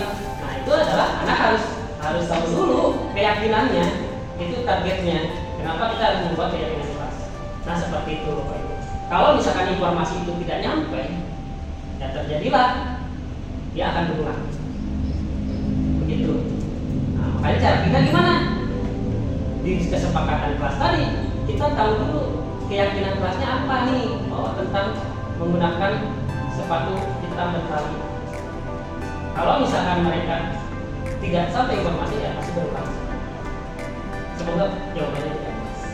Ya, serangannya lebih cenderung ya Pak, tapi saya suka makanya sampai bawa sepatu buah ya. Nah berarti kan intinya informasi sudah nyampe ke sana. Tapi kalau misalkan itu sudah menjadi sebuah keyakinan, muncul motivasi intrinsiknya, maka dia akan mengikuti aturan. Tapi kalau misalkan munculnya, berarti kan si anak itu motivasinya dari eksternal, motivasi eksternal munculnya. Jadi ada sini bukan dari bawah Pak. Dan Pak, jangan sampai kita ini kan Pak, kalau berkurang waktu menggunakan itu asal jadi manajer. Nah seperti itu Bapak Ibu. Ya intinya tetap yang namanya kita menjadi seorang guru tidak ada yang namanya sifat yang memaksa. Kita hanya bisa menuntun anak sesuai dengan batasnya, karena setiap anak memiliki batasnya masing-masing. Nah seperti itu Bapak Ibu. Ada lagi pertanyaan? Puas jawabannya? Saya tidak menjadi kepuasan. Dari kepuasan bisa di rumah masing-masing banyak Bapak Ibu. Baik. Kurang banyak tuh. Ya, udah ya, Bapak Ibu. Mungkin itu saja untuk Ada luar biasa, luar. mudah-mudahan apa yang saya sampaikan, ya ini hanya sedikit ilmu yang bisa saya imbaskan gitu kan ya. Ya, mudah-mudahan ya bermanfaat untuk saya sendiri sih, itu yang paling utama gitu ya, bermanfaat itu. Nah, tapi umumnya untuk semua gitu ya. Terima kasih Bapak Ibu. Jangan lupa untuk mengisi daftar hadir sudah. Belum fleksi Pak. Kenapa? Kalau Pak hadirnya gimana? Refleksinya, Mangga silakan. Ini, tolong. Pijat refleksi. Baik, refleksinya Bapak Ibu, bagaimana ketika saat selama nggak mengisi sih sebenarnya, hanya mengutarakan saja selama dari awal tadi sampai sekarang apa yang Bapak Ibu rasakan, apa yang Ibu dapatkan terakhir. Ya, Bapak pilih lagi. Saya pernah berada di posisi semuanya Pak. Oh begitu. Penghukum pernah, terus itu pernah. Apa? Sekali-kalinya. Manajer sekali-kalinya. Tapi dengan sekarang melihat informasi ini, kira-kiranya lebih baik yang mana? Manajer. Kalau idealnya memang. Idealnya manajer. Intinya kita tetap harus berusaha gitu ya. Terus berusaha menjadi seorang manajer, jangan menjadi seorang penghukum. Gitu ya. Seperti itu. Ada lagi dari ibu-ibu? Ayo, silakan ya. Gak ada? Cukup? Baik, jika cukup, Bapak Ibu intinya terima kasih sudah hadir di sini gitu kan ya. Mohon maaf jika memang ilmu yang tadi tersampaikan kalau misalkan ada sedikit kesalahan dan lain sebagainya gitu kan ya, karena saya hanya manusia biasa, tidak lebih dari kesalahan, tapi bukan manusia seperti Aden. Tidak sempurna seperti Andra yang backbone.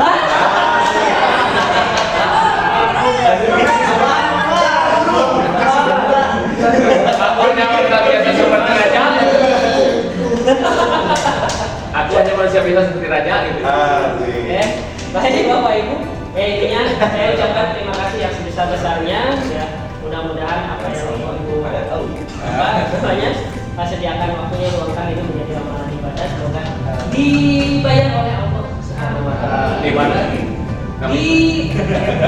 Dibayar secara kantong orang. Tunai atau Baik Bapak Ibu, untuk mengakhiri kegiatan hari ini ya kita ucapkan alhamdulillah bersama-sama. Terima kasih. Wabillahi taufiq wal hidayah. Assalamualaikum warahmatullahi wabarakatuh.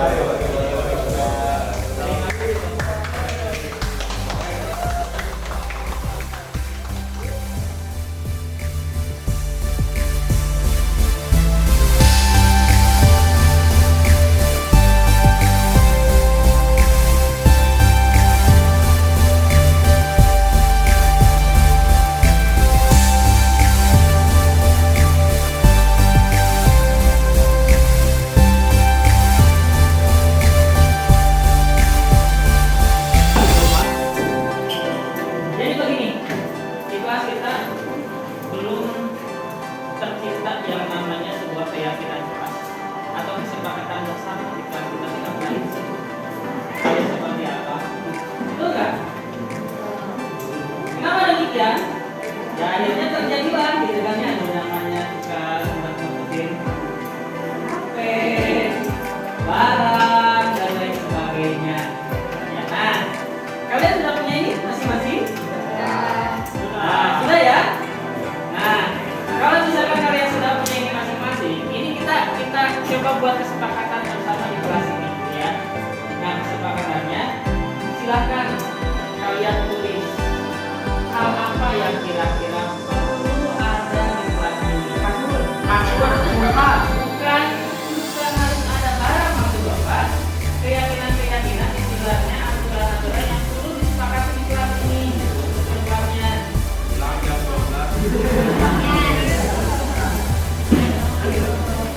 bisa, tapi jangan di sekolah ini. Kita, dibantu nanti ke bulan depan. Ayo, silakan sama kalian tulis seorang satu peraturan yang kalian yakini itu terdapat di kelas ini. Silakan coba ditulis. Pakai nama. Pakai nama. Ayo, silakan. Ditulis dulu. Kira-kiranya apa nih? Kan udah ada riwayat tuh selama 3 bulan kelas kita tuh seperti apa, gitu ya. Nah, makanya silakan ditulis setiap orang. Kau usah dirong juga ya. Tulis di sini. Ya, kalaupun ternyata misalkan si A dan si B pendapatnya sama, ya udah nggak apa-apa. Jangan lupa tulis nama kalian, nanti pun sama apa dibacakan namanya, nggak apa-apa. Ya. Kalau misalkan ini kesepakatannya untuk kebaikan, kenapa tidak? Ayo, Bagas. Contoh. Tidak bolos sekolah, tidak sakit-sakitan. Datang tepat, tidak terlambat, gitu kan ya, misalkan contohnya gitu. Ayo. Kira-kira namanya apa? Dimas? Kalau udah, silakan kalian tempelkan di kertas hitam yang ada di depan. Oh, ditempel. Betul, ditempel.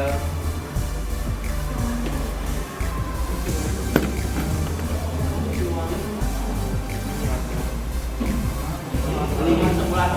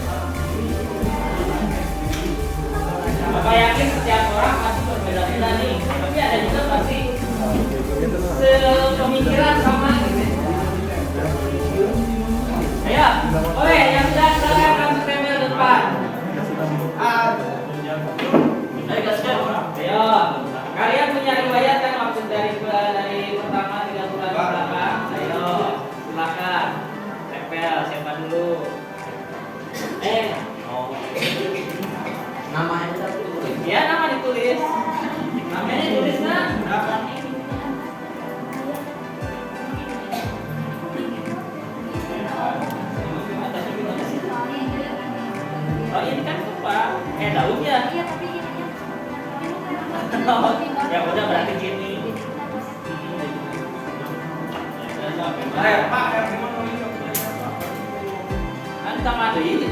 Enggak, Pak, ini jatuh sendiri, terempel. Ya, tempel kan? Tempel. Ayo, apa lagi? Ayo, yang ke depan, silakan tempelkan.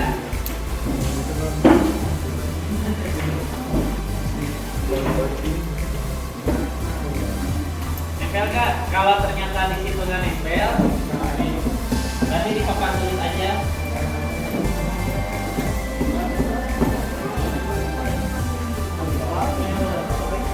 Ya, ambil lagi. Kan dua bisa nggak?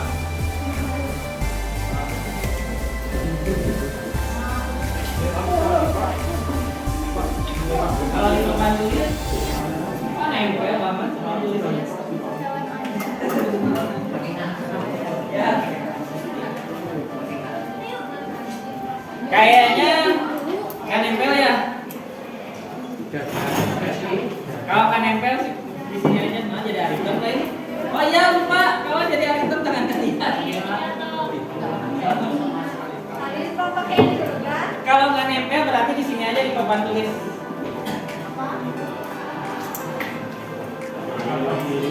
Jadi raja. Udah aja di papan tulis, udah aja di papan tulis lah. Di papan tulis ganti aja di sebelah sini, di sebelah sini. Jangan di sana, kayaknya gara-gara si punya itu luntur. Gara-gara luntur jadi nggak nempel. Halis mau ya. Nah, di sini aja lah.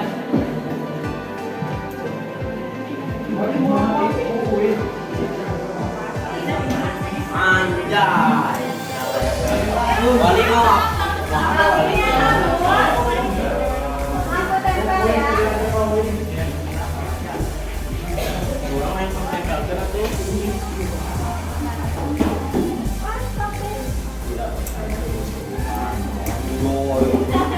Aku penanggalannya tolong.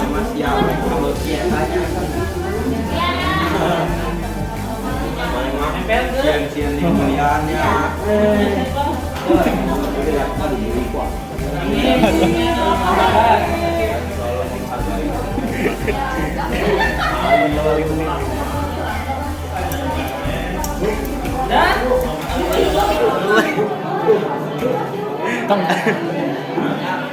Jangan sembarangan HP.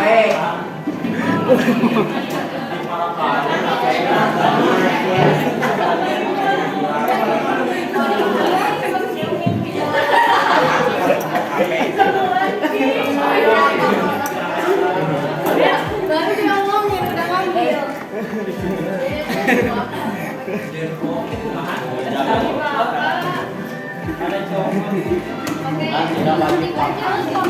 Iya, Bang. Lu ngasih abu.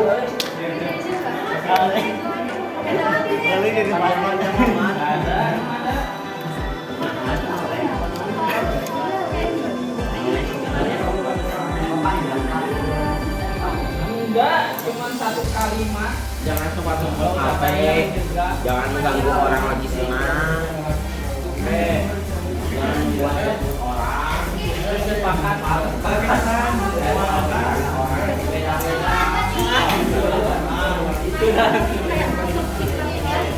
Mana spidol tuh ya? Jangan sempat-sempat HP. Udah, semua udah.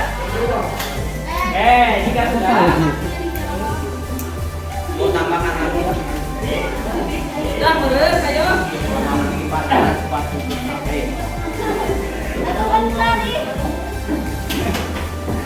Kebayang gengnya.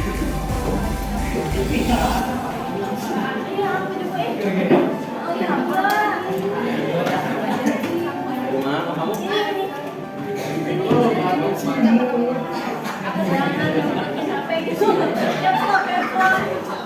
Baik, udah. Ayo, sudah ya. Jika sudah silakan duduk. Yang di bawah silakan duduk lagi di kursi. Yang pertama Bapak sebutkan ya.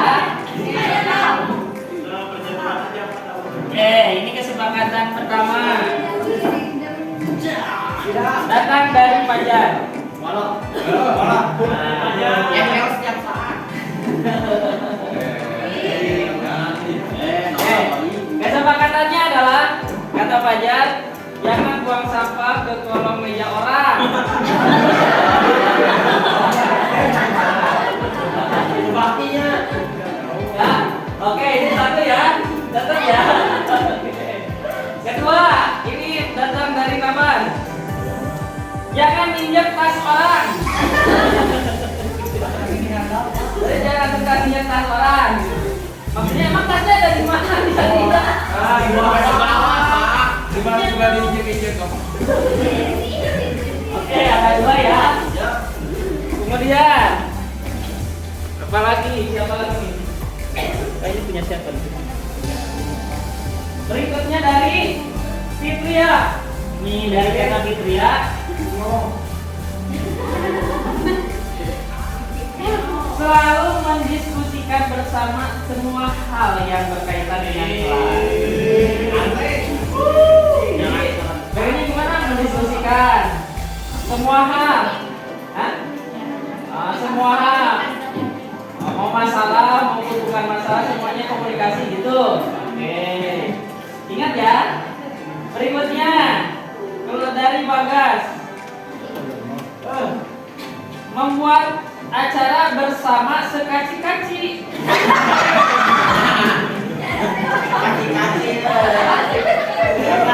Oh, sekali kali ya.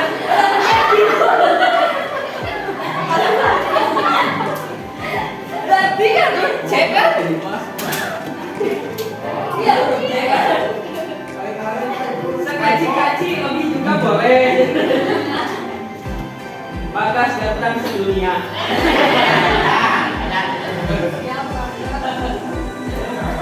Tadi ada lagi. Berikutnya nih dari Rahmasa. Diadakan kumpulan setiap 1 bulan sekali di rumah salah satu siswa ataupun siswi.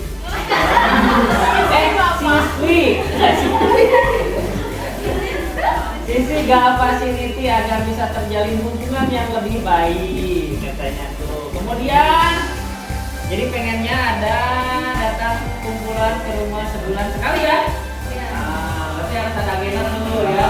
Kemudian datang dari Bagas. Agak.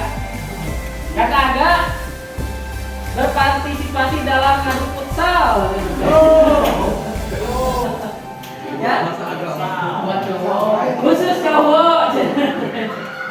Oke, baik, gak apa-apa. Berikutnya datang dari Fahmi.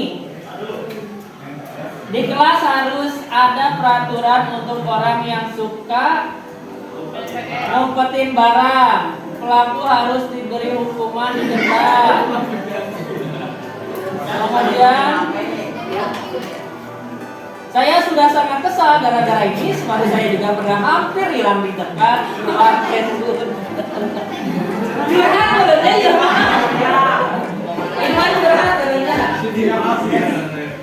Berarti kesepakatannya tidak menyumpat-nyumput barang gitu ya. Oke, kesimpulannya itu ya. Oke, baik. Berarti kalau misalkan seperti itu, berarti diri sendiri pun harus seperti itu juga ya. Jangan menyimpan-nyimpan berarti ya. Oke. Yang berikutnya dari Mahir. Kata Mahir, tidak boleh merokok di kelas.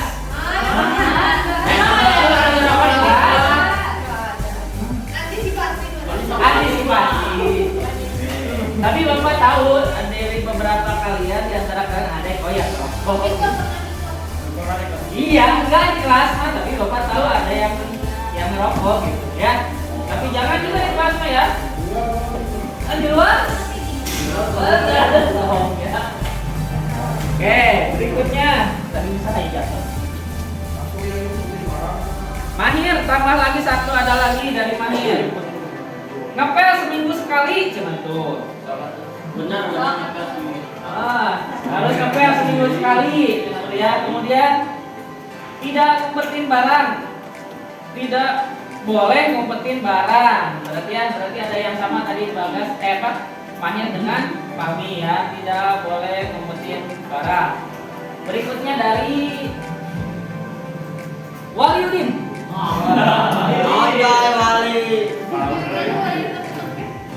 Mengasih hukuman. Mengasih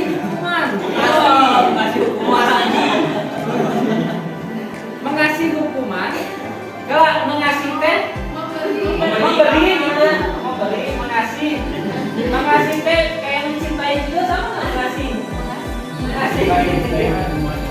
mengasih hukuman kepada yang menyeri ya mah. Aduh, wali mah. Oh, ya teh wali. Oh, menyembunyikan barang. Berarti udah 3 oh berarti korban ngerinya di luar sana. Atau pelaku?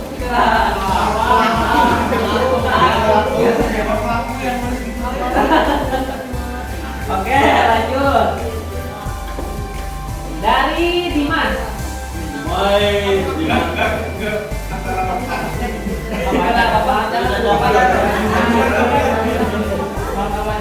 Nomor 1 kata Dimas, pengertian. Maksudnya pengertian gimana Dimas? Perlu dijelaskan Dimas. Dimas yang pengen dimengerti atau Dimas pengen pengertian ke orang lain? Jadi gimana Dimas? Mas, kasih sayang. Untuk kasih sayang. Gitu gue. Jangan Mas. Oke, yang kedua, membuat aturan-aturan. Mas, itu kumaha Mas?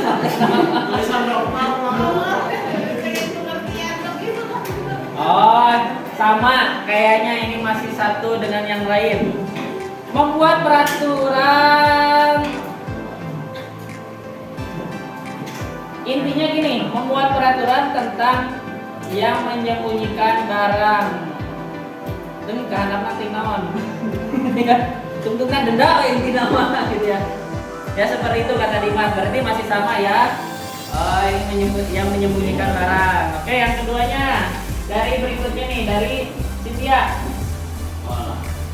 Buat acara refreshing bareng kelas. 12 kali ya. Seminggu sekali. Cynthia mah nggak tahu tiap hari kayaknya.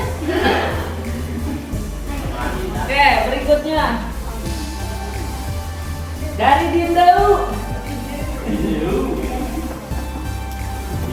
Ngeliwat sebulan sekali bergantian rumah. Ngeliwat sebulan sekali bergantian rumah.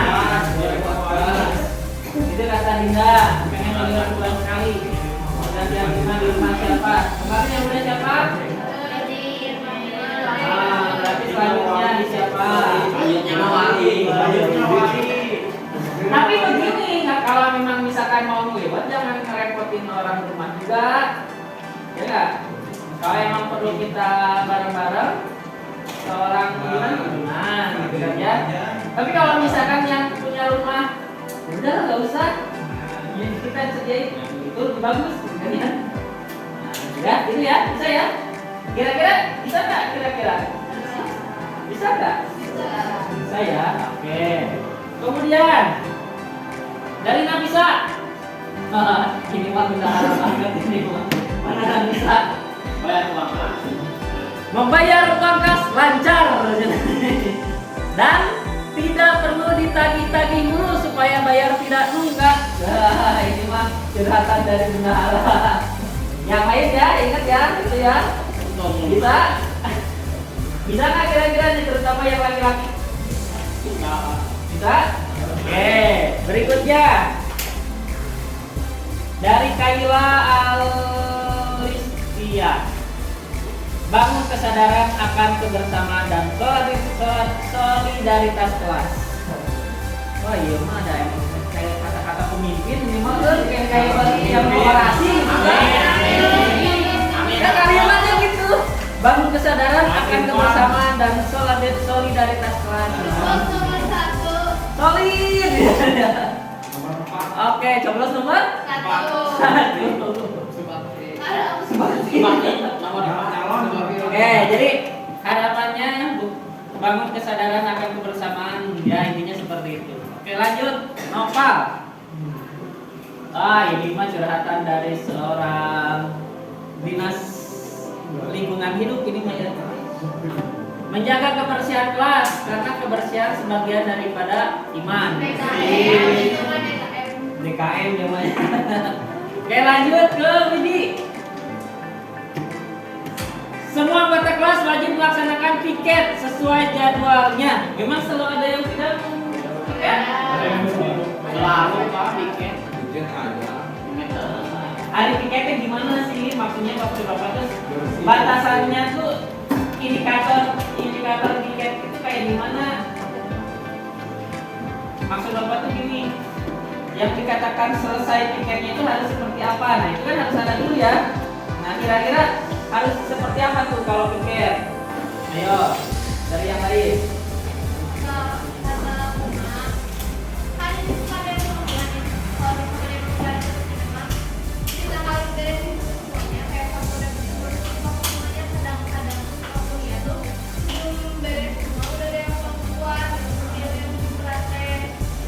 Berarti kalau gitu kalian harus bikin jadwal piket yang mana di dalamnya ada tugasnya masing-masing.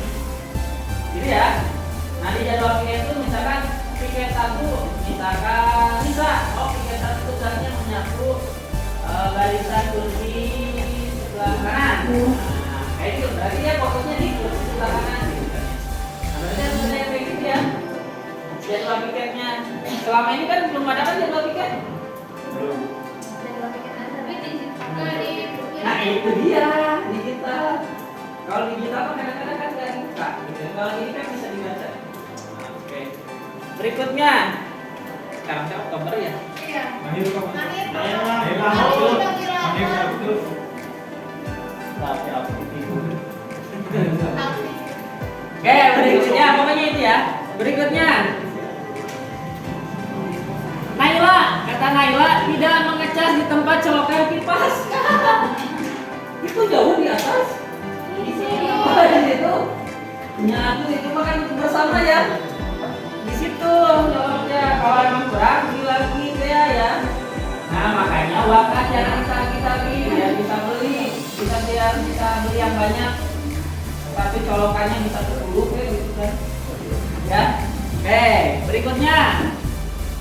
Dari Darwin, semua member wajib dan harus berpartisipasi jika ada event-event sekolah. Tidak boleh individualis, apalagi careless. Ini saya paling careless. Careless apa? Gitu ya. Jadi kalau misalkan ada momen acara, semuanya ikut aktif ya. Apa yang bisa saya bantu? Intinya minimal gitu ya. Minimal gitu apa yang bisa saya bantu. Kalau emang nggak bisa sesuai dengan kemampuan, nah kemampuan yang mana yang bisa kita bantu gitu ya, sesuai dengan kemampuan kita. Bisa ya? Jelas? Terutama nih, nggak tahu nih apakah yang seperti itu apakah dari laki-laki apakah dari perempuan juga Bapak nggak tahu ya. Yang penting ini mah semuanya. Oke, jelas ya? Oke, berikutnya. Dari Julian, ikuti aturan guru yang sudah disepakati. Mana Julian? Hadir. Ikuti aturan guru yang sudah disepakati. Contohnya apa? Tidak bermain HP saat belajar. Apalagi? Mengerjakan tugas tepat waktu. Apalagi? Tidak tidur ketika saat belajar. Ada lagi nggak yang sudah disepakati dengan guru? Ada lagi? Banyak. Apa? Gitu ya. Oke, berikutnya. Oh, ternyata pembuburan.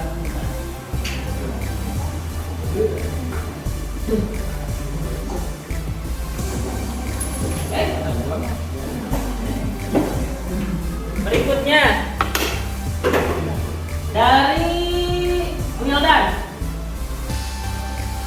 kebersihan dan berpartisipasi dalam setiap hal dan tidak wajib uang kas. Ya. Tidak wajib uang kas. Nah, kenapa alasannya seperti itu tidak wajib uang kas? Habis uang.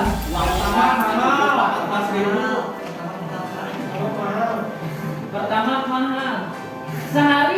Seminggu berapa sih? Sehari 20. Sehari 20. Seminggu 100. Maksud Bapak seminggu berapa uang kasnya? 5.000. Kalau misalkan uang jajan dikasih sehari berapa? 10.000. 15.000.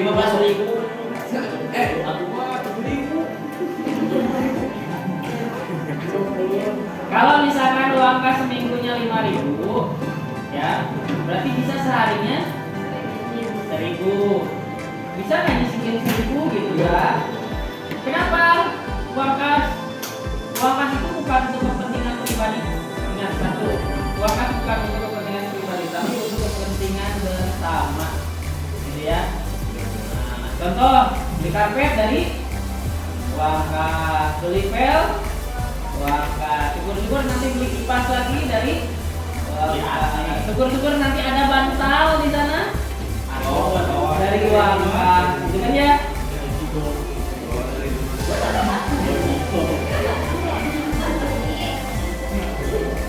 Ya kata Bapak pernah bilang bahwa Bapak pernah lihat kelas yang memang kelas itu di belakang itu ada karpet sintetis gitu kan ya, ada meja kelas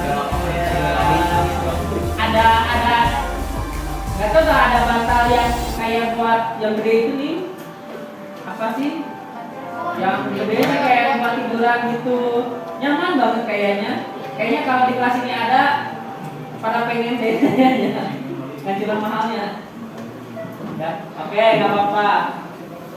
Terus tambahan lagi kata Wildan, jangan baperan. Jangan baperannya ke baperan di mana? Ya loh,